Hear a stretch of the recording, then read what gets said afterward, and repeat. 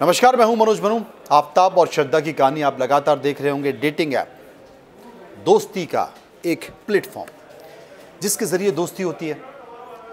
अब जनाब, जिन्हें आप जानते नहीं, जिन्हें पहचानते नहीं, वो मेरे दोस्तों के संपर्क में नहीं हैं, वो पता नहीं किस जगह के हैं, किस दुनिया के हैं, लेकिन आप दोस्ती कर लेते हैं क्योंकि आपको अच्छे लगते हैं। और शायद श्रद्धा की सबसे पहली गलती वही थी कि वो इस ऐप के ज़रिए, यानी कि बम्बल ऐप के ज़रिए आफताब से मिली, दोस्ती हो गई। कल से लगातार हम अपनी खबरें दिखा रहे हैं इस मामले को लेकर, लेकिन कुछ है जो मैं आपको बताना चाहता हूँ। अकेलापन एक बड़ी कारण है। बड़ा कारण इसलिए भी है क्योंकि जब बच्चे पढ़ने लगते हैं, बड़े हो जाते हैं, तो बच्चे भी कहते हैं कि हम बड़े हो रहे हैं। जैसा कि श्रद्धा ने अपनी माँ से कहा था कि मैं 25 साल की हो गई हूँ, अब आप मुझे समझाइए, मैं बालिग हूँ, मैं अपना अच्छा बुरा सब कुछ सोचती हूँ। अपनी माँ बाप की प्यारी थी।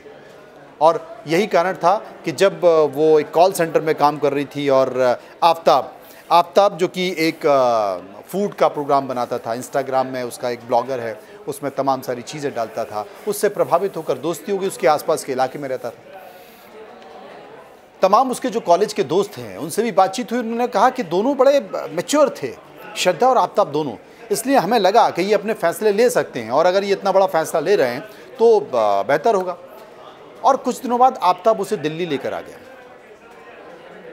दिल्ली लेने के पीछे का मकसद समझ में नहीं आया। क्या उसे वो पूरे परिवार से और दोस्तों से दूर ले जा रहा था? क्योंकि आफताब एक साथ 4 लड़कियों को डेट कर रहा था। ये जो डेटिंग ऐप है ना भैया, मेरी तो एक सलाह है कि डेटिंग ऐप से अगर आपको कोई डेट दे रहा है और ऐसे अगर दोस्ती कर रहा है तो भैया तेरी दोस्ती तुझे मुबारक। क्योंकि आज ए व्यक्ति बी को डेट कर रहा है तो वो सी को डेट कर ही लेगा। क्योंकि आप डेटिंग पे इसलिए जा रहे हो ना कि आपको तो बस डेट करना है, दोस्ती करनी है। और बड़े इंसिडेंट हो रहे हैं इस डेटिंग ऐप से। खैर, ये बात की बात है क्योंकि हर कोई समझदार है, बालिग है, वो फैसले ले सकता है। तो वो क्या उसके दोस्तों से, परिवार से दूर करना चाहता था। वो आ गई, आकर उसके साथ रहने लगी और उसने इस बीच अपने परिवार से कहा भी कि अब आफताब बदल गया है। क्योंकि जब उसके साथ एक दो घटना हुई तो वो अपने घर पर मुंबई आई। मुंबई में उसने अपनी माँ से बताया कि उसका नेचर बदल गया है, वो मेरे साथ मारपीट करने लगा है। उसकी माँ ने उसे रोका कि तू मत जा, लेकिन फिर आफताब आ जाता है। फिर वो उसे कन्विंस कर लेता है और फिर वो उसके साथ चली जाती है। माँ उसे बहुत समझाती है लेकिन वो नहीं मानती और इससे डिप्रेशन में 1 साल पहले उसकी माँ की मौत हो जाती है, मृत्यु हो जाती है। पिता अकेले रह जाते हैं। पिता से बहुत ज़्यादा अटैचमेंट नहीं था श्रद्धा का। अब जब जो नडार है मित्र श्रद्धा का,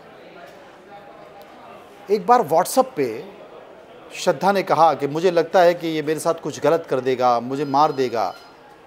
तो नडार का जो कहना है, जो कि मित्र है, वो उसके पास जाता है कुछ दोस्तों को लेकर, कुछ लड़कों को लेकर, और उसको धमकी देता है कि तेरी पुलिस में शिकायत कर देंगे, रैकी करता है और तू सुधर जा।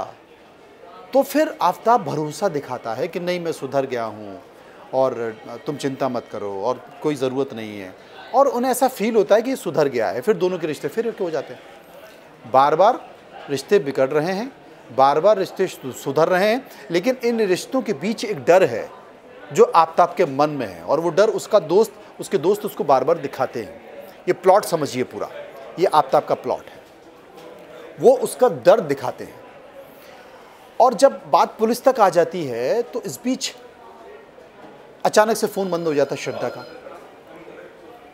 अब जनाब 18 मई को उसकी मृत्यु की बात होती है, उसकी मौत की बात होती है। लेकिन ठीक 18 मई, जून और जुलाई, लेकिन जुलाई में नडार बोलता है कि मुझे तो व्हाट्सएप पे मेरी बातचीत हुई थी, वो डरी हुई थी और मैं गया था, मैंने रैकी की थी, मैंने उसको धमकी भी दी थी, वो मान गया था। ये खेल समझ में नहीं आ रहा क्योंकि अभी भी कुछ मिसिंग है।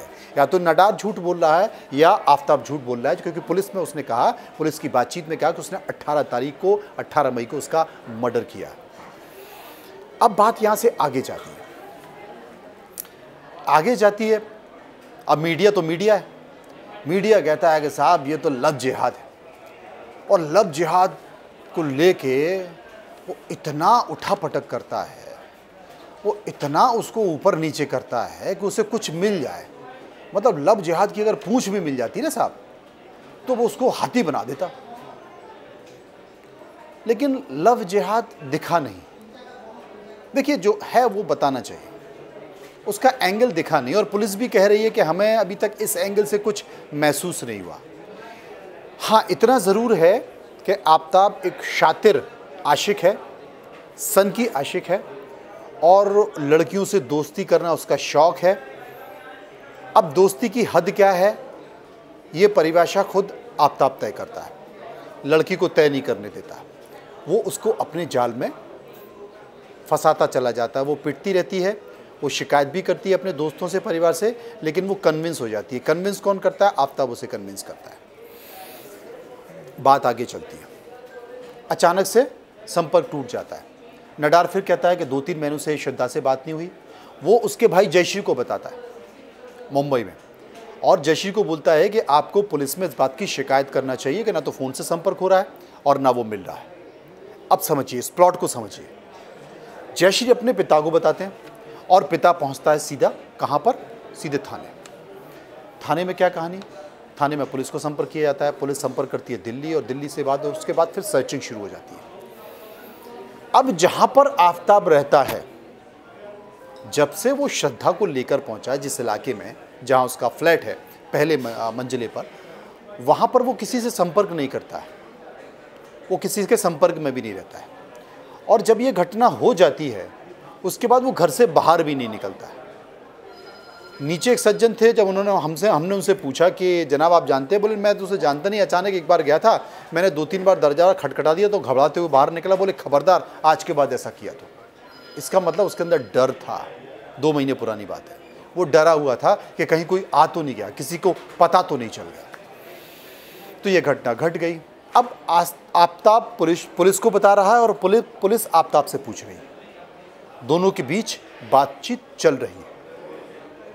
नडार कहता है कि नहीं, 18 मई की घटना नहीं है, क्योंकि मुझे उसने उसके 2 महीने बाद कॉल किया था, व्हाट्सएप पे मेरी बातचीत हुई थी, मैं जाके उसको धमकाया भी था, मैंने उसको समझाया भी था, और मैंने कहा तू अब ऐसा करेगा तो मैं पुलिस पे शिकायत कर दूंगा, और वो मान भी गया था। लेकिन अब पुलिस को इस एंगल पर भी काम करना चाहिए कि जो पिछली हिस्ट्री है आफताब की, उसको सर्च करना चाहिए, सोशल मीडिया की हिस्ट्री सर्च करना चाहिए, क्योंकि आफताब पुलिस गिरफ्त में है। और मज़ेदार बात है कि आफताब जेल में बेफिक्र होकर सो रहा है, वो अच्छी नींद लेकर सो रहा है। कहीं ऐसा तो नहीं कि श्रद्धा के पहले कोई और एक और श्रद्धा रही हो, कोई और एक और लड़की रही हो, उसके साथ भी उसने किया हो, और इस बात का हैबिचुअल हो, क्योंकि इंसान इतना क्रूर नहीं हो सकता। वो जल्लाद इंसान, आफताब है तो शरीर का ढांचा, है तो इंसान, मानव, उसे जल्लाद बनाया किसने? उसके अंदर जल्लादों जैसी हरकत क्यों आई? क्या पहले भी वो ऐसा कर चुका है? उसकी सोशल प्रोफाइलिंग को सर्च करना चाहिए, समझना चाहिए, उसके और पुराने दोस्तों को भी जानना चाहिए, क्या किसी और लड़की के साथ तो ऐसा नहीं हुआ? क्योंकि वो सो रहा है, उसके चेहरे पर शिकन नहीं है, और अगर ऐसा किया जाता है तो चेहरे पर शिकन होती है। खैर, इसकी तमाम और जुड़ी हुई चीज़ें पुलिस की जांच में जैसे जैसे आएंगी हम आपको बताते रहेंगे। आप देखते रहिए इंडिया न्यूज़। फिलहाल मनोज मनु को दीजिए इजाज़त। फिलहाल इतना ही, नमस्कार।